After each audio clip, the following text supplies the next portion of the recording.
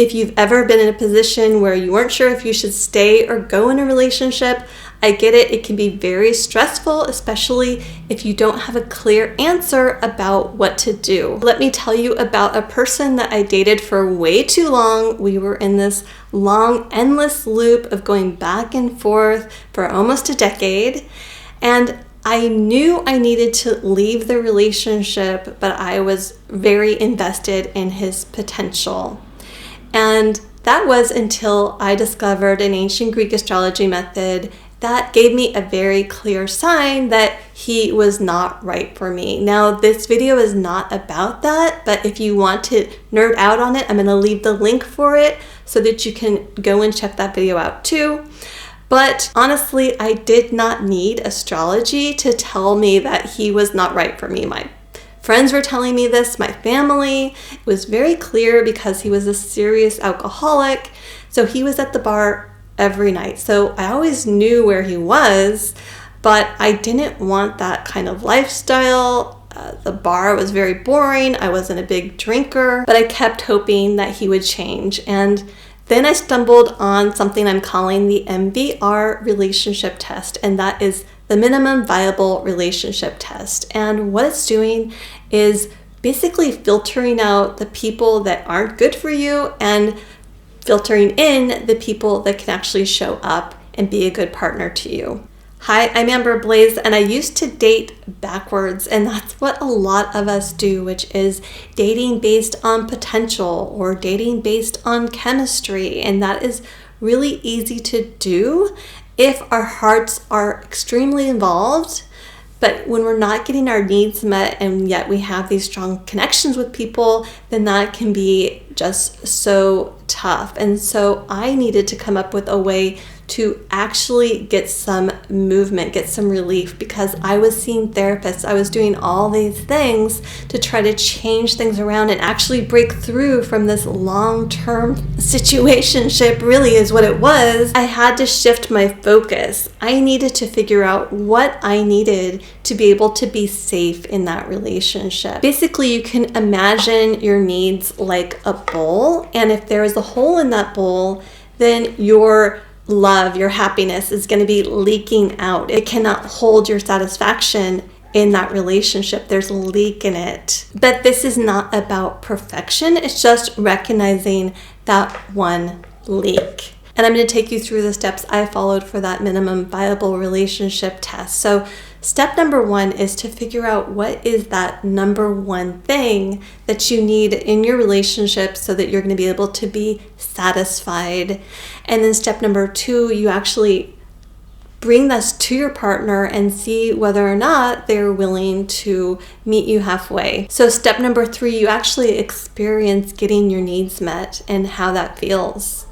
Now, sometimes you realize that you still have more needs. Hopefully, it's not like this colander. It's not like you have so many needs in this relationship that aren't getting met.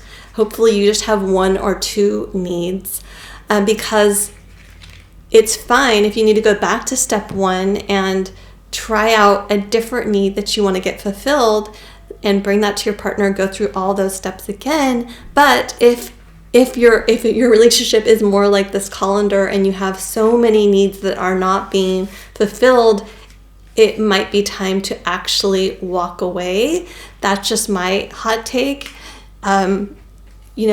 Every situation is different, but if there is another need that is sort of popping up, it kind of reminds me of when I was a kid and we had a leak in our ceiling, and my parent had to go up on that roof and stop up the hole and come back down, and we realized, oh, the ceiling's still leaking. What's going on? They went back there again and realized that there was a whole other hole that had been missed, and that hole had to be stopped up as well. So sometimes you don't get it the first time. Sometimes there's more than one thing. That's fine. Go back to step one, start all over again.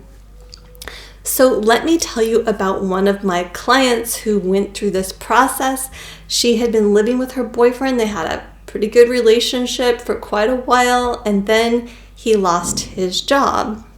And what was worse about losing his job is that he essentially just sat back, and when she was talking with him about, okay, well, you need to get another full-time job, because he had just gone on to get a part-time job, he basically just became belligerent. He refused. He did not want to get a full-time job. After a while of this, realizing that he meant it, she had to step away. She moved out of the house. She got her own place.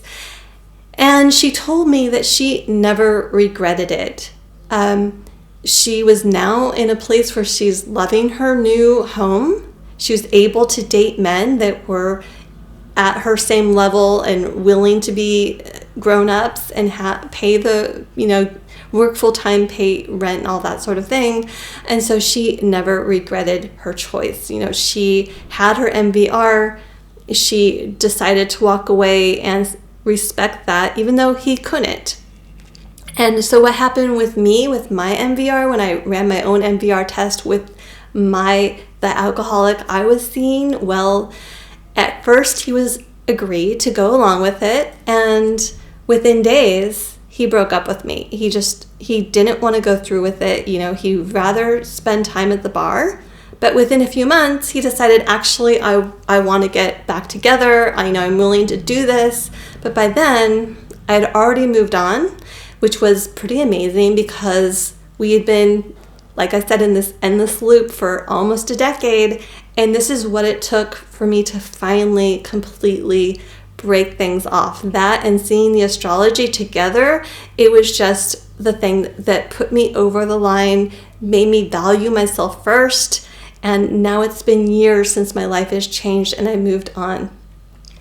So the funny thing though about boundaries, and part of the reason I think that I went for so long just, in this constant sort of battle and struggle, is because a lot of times partners that don't want to actually step up are going to try to gaslight you. They're going to say, you're being too demanding, you're being too controlling. And I took that in for a really long time. I had an edge against boundaries because I was believing these sort of criticisms that were completely untrue. And it wasn't until I completely honored my choice and myself, really, and got some self-esteem, I was able to actually lay down this boundary and finally move on from this very long-term frustrating relationship. So I hope this helps. No more if only, no more potential. It's just whether or not this person is willing to fulfill my minimum requirement to be in a relationship with me, and if not, stop patching up holes